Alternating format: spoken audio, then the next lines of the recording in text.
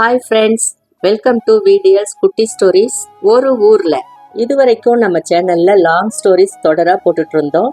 நிறைய பேர் கொஞ்சம் ஷார்ட் ஸ்டோரிஸ் கூட போடுங்க அப்படின்னு கேட்டுக்கிட்டதால நம்ம சேனலில் வீக்கெண்டில் மட்டும் ஷார்ட் ஸ்டோரிஸ் போடலாம் அப்படின்னு முடிவு பண்ணோம். தொடர்ந்து சப்போர்ட் பண்ணுங்க. வாங்க ஸ்டோரிக்குள்ளே போகலாம். நம்ம முதலாக போடுற ஸ்டோரி பேர் த ஏஜ்டு மதர். இந்த கதையோட ஆத்தர் மாஷ்வா பாஷோ.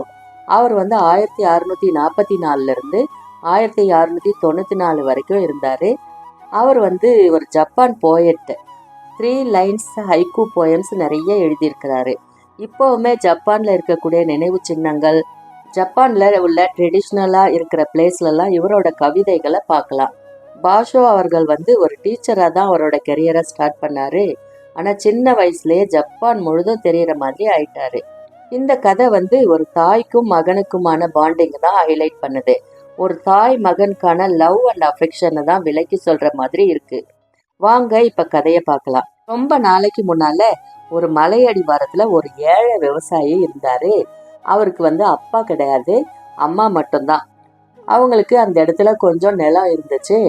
அதுல விவசாயம் பண்ணி அதுல வர வருமானத்துல ரொம்ப நிம்மதியாகவும் சந்தோஷமாவும் வாழ்ந்துட்டு இருந்தாங்க. அவங்க வாழ்ந்துட்டு வந்த நாட்டோட பேரு ஷைனிங். இந்த நாட்டை ஒருத்தர் கொடுங்கோல் ஆட்சி செஞ்சுட்டு வந்தாரு. அவரும் ஒரு போர் வீரர் தான். ஆனா ஹெல்தியா இல்லைன்னா ஸ்ட்ரென்த் குறைஞ்ச மாதிரி இருந்தாவே கோழைத்தனம் அப்படின்னு நினைப்பாரு. அதே மாதிரி தான் மற்றவங்களும் சுறுசுறுப்பா இருக்கணும் அப்படின்னு ஆசைப்படுவாரு. அவர் ஒரு கொடூரமான அறிக்கையை விடுறாரு. என்ன அறிக்கைன்னா, அந்த பகுதியில் இருக்கிற எல்லாரும் வயசான தங்களோட பெற்றோர்களை சாவடிச்சிடணும். மக்கள் நாட்டு முன்னேற்றத்தை நினைக்காம பெரியவங்களை பாதுகாக்கிறதுலயே அவங்களோட நேரத்தை செலவிடுறாங்க. பெற்றோர்கள் இல்லைன்னா அவங்களுக்கு எந்த வேலையும் இல்லை, நாட்டோட வளர்ச்சிக்காகவே முழு நேரமும் பாடுபடுவாங்க.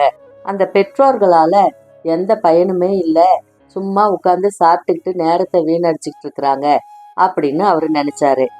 கவர்னர் போட்ட ஆர்டரை மதிச்சே ஆகணும், இல்லைன்னா அவங்களுக்கு தண்டனை கிடைச்சிரும் அப்படின்ற பயத்துல மக்கள்லாம் என்ன பண்ணாங்க, அவங்களோட பெற்றோர்களை வலிக்காம ஏதாவது சுலபமான முறையில எப்படி அவங்கள கொல்லலாம் அப்படின்னு யோசிச்சு அதை செயல்படுத்திட்டாங்க. இந்த ஏழை விவசாயிக்கு மட்டும் அம்மாவை கொல்ல மனம் வரல. நிறைய நேரம் உட்கார்ந்து யோசிச்சுட்டே இருக்காரு. கடைசியா ஒரு வழியை யோசிக்கிறாரு. அன்னைக்கு அவரோட வேலைகள் எல்லாம் முடிச்சுட்டு வீட்டுக்கு வராரு. கொஞ்சம் சாப்பாடு செஞ்சு எடுத்துக்கிறாரு. ஒரு குடுவையில நல்ல தண்ணி எடுத்துக்கிறாரு. அவரோட அம்மாவை முதுகு மேல தூக்கிட்டு நடந்து போயிட்டு இருக்கிறாரு. அவர் எங்க போறாருன்னா, ஒரு மலை உச்சியில போய் அம்மாவை விட்டுட்டு வந்துடலாம் அப்படின்ற முடிவோட போறாரு. அவங்க அம்மாவுக்கும் அது புரிஞ்சிருச்சு. 2 பேரும் போயிட்டு இருக்கிறாங்க. அந்த வழி அவ்வளவு நல்லா இல்லை, செங்குத்தா இருக்கு. வேட்டைக்கு போறவங்களாலையும் மரம் வெட்டுறவங்களாலையும் அமைக்கப்பட்ட சின்ன சின்ன வழிதான் அங்க இருக்கு. அந்த வழியில நடந்து போயிட்டு இருக்கிறாரு. ரொம்ப கஷ்டமா தான் இருந்துச்சு அந்த வழியில போறதுக்கு. அம்மாவும் ரொம்ப கனமா இருந்தது மாதிரி அவருக்கு தோணுச்சு. அவர் போயிட்டு இருக்கிறாரு. மலை உச்சியில போன உடனே அம்மாவை இறக்கி ஒரு இடத்துல உட்கார வைக்கிறாரு. அங்க இருக்கிற பயிர் இலைங்களெல்லாம் வச்சு ஒரு படுக்கை மாதிரி செய்யறாரு. அம்மாவை அந்த படுக்கை மேல உட்கார வைக்கிறாரு. அவர் கையோட கொண்டு போன சாப்பாடெல்லாம் அங்க வைக்கிறாரு. தண்ணியையும் வைக்கிறாரு. ஒரு கோட்டையும் எடுத்துட்டு போயிருந்தாரு. அந்த கோட்டை அந்த அம்மாவுக்கு போட்டு விடுறாரு. அந்த கோட்டு அந்த அம்மாவோட உடம்புல முழுதுமாவே போத்தி விட்ட மாதிரி ஆயிடுச்சு. இதுதான் நம்ம அம்மாவுக்கு நம்ம செய்யற கடைசி பணிவிடை அப்படின்னு நினைக்கிறாரு. அந்த நினைப்பு வந்த உடனே மனசு வலிக்க ஆரம்பிச்சிருச்சு. கண்ணில் நீர் பெருக ஆரம்பிச்சிருச்சு. அம்மாவோட கையை பிடிச்சிக்கிட்டு அழ ஆரம்பிச்சிட்டாரு. அம்மா, நான் போயிட்டு வரேன் அப்படின்னு கண்ணீரோட விடை பெறாரு. அந்த நேரத்துல அந்த அம்மா பாக்குறாங்க. அழாத மகனே, இருட்டுறதுக்குள்ள வீடு போய் சேரு அப்படின்னு சொல்லிட்டு, இப்ப நான் சொல்றத சரியா கேட்டுக்க அப்படின்னு சொல்லிட்டு அம்மாவோட கடைசி அட்வைஸ சொல்றாங்க. நாம எப்படி ஏறி வந்தோமோ அதே வழியில திரும்ப போயிரு. வந்த வழியெல்லாம் குச்சிகளை உடைச்சு நான் போட்டுக்கிட்டே வந்தேன். அதை பார்த்து நீ சரியான வழியை தேர்ந்தெடுத்து வீடு போய் சேர்ந்துரு அப்படின்னு சொல்றாங்க. அதை கேட்ட உடனே அவனோட மனசு நொறுங்கி போச்சு. அப்படியே வலிக்க ஆரம்பிச்சிருச்சு. அவன் அம்மா கிட்ட சொல்றான், அம்மா, நான் உன்னை விட்டுட்டு போக மாட்டேன். என்னால நீ இல்லாம இருக்க முடியாது. மறுபடியும் நம்ம வீட்டுக்கு போயிடலாம். நம்ம 2 பேருமே சேர்ந்து போலாம். அப்படியே நமக்கு தண்டனை கிடைச்சாலும் 2 பேரும் சேர்ந்தே செத்துருவோம் அப்படின்னு சொல்லிட்டு அம்மாவை முதுகுல தூக்கிட்டு திரும்பவும் நடந்து வந்துகிட்டு இருக்கிறான். அம்மாவை முதுகுல சுமந்துட்டு வர்றது இப்ப கனமாவே இல்லை. மனசும் உடம்பும் லேசா இருந்துச்சு. சந்தோஷமா அம்மாவை கூட்டிட்டு வீட்டுக்கு வந்துடுறான். அவங்க வீட்டு சமையல் அறையில ஒரு தனி இடம். அதுல தானியங்கள் எல்லாம் போட்டு வைப்பாங்க. தரைக்கு அடியில ஒரு சுரங்க மாதிரியான இடம். அந்த இடத்துல அம்மாவை வச்சுட்டு யாருக்கும் தெரியாம அம்மாவை பாத்துக்கிறான். அம்மாவோட தேவைகள் எல்லாத்தையுமே அந்த இடத்துல வச்சு கொடுத்து நல்லா பாத்துக்கிறான். ஆனாலும் அவனுக்கு மனசுக்குள்ள பயமாவே இருந்துச்சு. யாராவது பாத்துருவாங்களோ, யாருக்காவது தெரிஞ்சிருமோ, ஏதாவது பெரிய தண்டனை கிடைச்சிருமோ அப்படின்ற பயத்திலேயே இருக்கிறான். ஒரு 2 வாரம் அப்படியே போயிருச்சு. இனிமே என்ன ஆக போகுது, எல்லாம் மறந்துருப்பாங்க அப்படின்னு சொல்லிட்டு பயம் இல்லாம இருக்க ஆரம்பிச்சான். அந்த நேரத்துல கவர்னர் ஒரு ஆணை பிறப்பிக்கிறாரு, தன்னுடைய பவரை காமிக்கிறதுக்காக. அந்த ஆணை கூட ஒரு சென்சிபிளா இல்ல, முட்டாள்தனமா தான் இருந்துச்சு. அந்த பகுதியில் இருக்கிற குடிமக்கள் எல்லாரும் அவருக்கு ஒரு பரிசு கொடுக்கணுமா. அது என்ன பரிசுன்னோ அவரே சொல்றாரு. அது என்னன்னா சாம்பல் கயிறு திரிச்சு அவருக்கு தரணுமா. Rope of ashes. அது எப்படி சாம்பல்ல போய் கயிறு திரிக்க முடியும் அப்படின்னு எல்லாரும் ஒரு குழப்பமா இருக்காங்க. அது எப்படி செய்ய முடியும் அப்படின்ற யோசனையோடைய வீட்டுக்கு வரான் அந்த விவசாயி. அம்மா பாக்குறாங்க. என்னாச்சு, ஏன் சோகமா இருக்கிற, எதுவும் பிரச்சனையா அப்படின்னு கேக்குறாங்க. அப்போ சொல்றான், ஆமாமா, இந்த மாதிரி ஒரு ஆணை பிறப்பிச்சிருக்கிறாரு கவர்னரு. அதனை நம்ம செய்யலன்னா ஏதாவது தண்டனை கொடுத்துருவாரோன்னு பயமா இருக்கு அப்படின்னு சொல்றான். உடனே அந்த அம்மா சொல்றாங்க, இதுக்கு ஏதாவது ஒரு வழி இருக்கும், என்னை கொஞ்சம் தனியா விடு, நான் யோசிக்கிறேன் அப்படின்னு சொல்றாங்க. என்ன யோசிச்சு என்ன செய்ய முடியும், சாம்பல்ல எப்படி கயிறு திரிக்க முடியும் அப்படின்னு இந்த பையனுக்கு நம்பிக்கை இல்லாம போறான்.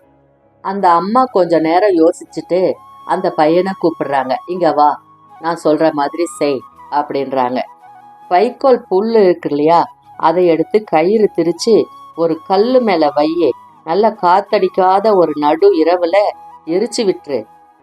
தீயெல்லாம் அணைஞ்ச பின்னால பாரு, அப்படியே கயிறு மாதிரியே இருக்கும். அதை கவர்னரை கூட்டிட்டு காமிச்சிரு அப்படின்னு சொல்றாங்க. அந்த பையனும் அதே மாதிரி புல்ல கயிறா திரிச்சு கல்லு மேல வச்சு காத்தில்லாத ஒரு நேரத்துல எரிச்சு விட்டுறான். அது பார்க்க அப்படியே கயிறு மாதிரி இருந்துச்சு. கவர்னரை கூட்டிட்டு காமிக்கிறான். கவர்னருக்கு ஒரே ஆச்சரியம். எப்படி அப்படியே சாம்பலை கயிறு திரிச்ச மாதிரி எப்படி பண்ண அப்படின்னு கேட்கும்போது, இது சாம்பலை கயிறு திரிக்கல, கயிறு திரிச்சிட்டு சாம்பல் ஆக்குன அப்படின்ற உண்மைய சொல்றான். உனக்கு இந்த அளவுக்கு அறிவு எப்படி வந்தது, இந்த ஐடியா உனக்கு யார் சொன்னாங்க அப்படின்னு கேக்குறாரு. அதுக்கு அந்த பையன் சொல்றான், ஐயா, முதல்ல என்னை மன்னிக்கணும், நீங்க போட்ட ஆடையை மதிக்காம நான் அம்மாவை திரும்ப கூட்டிட்டு வந்துட்டேன். அம்மாவை நான் மறைச்சு வச்சிருக்கிறேன். அவங்க சொன்ன ஆலோசனைப்படிதான் இந்த சாம்பல் கயிறை செஞ்சேன் அப்படின்னு சொல்றான். எல்லாத்தையும் ஒண்ணு விடாம சொல்லிட்டு தலை குனிஞ்சு நிக்கிறான். என்ன தண்டனை வேணா எனக்கு கொடுங்க, நான் ஏத்துக்கிறேன் அப்படின்னு சொல்லி நிக்கிறான். அந்த பையனோட வளைஞ்சிருந்த தலைய லேசா தூக்கி அந்த கவர்னர் சொல்றாரு, இளைஞர்களோட ஸ்ட்ரென்த் மட்டும் போதாது, அதுக்கும் மேல பெரியவங்களோட ஆலோசனைகளும் இந்த ஷைனிங்க்கு கண்டிப்பா வேணும் அப்படின்னு சொல்றாரு. அது மட்டும் இல்ல, வழக்கத்துல இருந்த ஒரு பழமொழியையும் நான் மறந்துட்டேன் அப்படின்றாரு. அது என்ன பழமொழின்னா, experience is the best teacher, அனுபவமே மிக சிறந்த ஆசான் அப்படின்ற பழமொழியை நான் மறந்துட்டேன் அப்படின்னு சொல்றாரு. அவர் போட்ட அந்த கொடுமையான அறிக்கையையும் திரும்ப எடுத்துக்கிறாரு. அந்த ஆணையையும் நீக்கிட்டாரு. அதுக்கு பின்னால நிறைய மாற்றங்கள் இருக்கு. ஆனா இந்த மாதிரி கதைகள் மட்டுமே மிஞ்சி இருக்கு. இந்த கதை மூலமா நம்ம தெரிஞ்சுக்கிறது என்னன்னா, அனுபவத்தால பெரியவங்க சொல்ற அறிவுரைய நாம கேட்டுக்கணும், பெரியவங்களை மதிக்கணும் அப்படின்றது தான் இந்த கதையில நம்ம தெரிஞ்சுக்க வேண்டியது. இந்த கதை 10ஆம் வகுப்பு பாட புத்தகத்துல சப்ளிமெண்டரி ரீடர்ல வந்திருக்கு. நம்ம வீடியோஸ் மேலும் இன்ட்ரெஸ்டிங்கா கொண்டு போக இந்த மாதிரி கதைகள் உதவும்னு நினைக்கிறேன். இதை பற்றிய உங்க கருத்துக்களை கமெண்ட்ல சொல்லுங்க. மீண்டும் அடுத்த வீடியோல பார்க்கலாம். அது வரைக்கும் உங்ககிட்ட இருந்து நன்றி கூறி விடைபெறுவது விடியல் பிளாக்ஸ் வீடியல். நன்றி, வணக்கம்.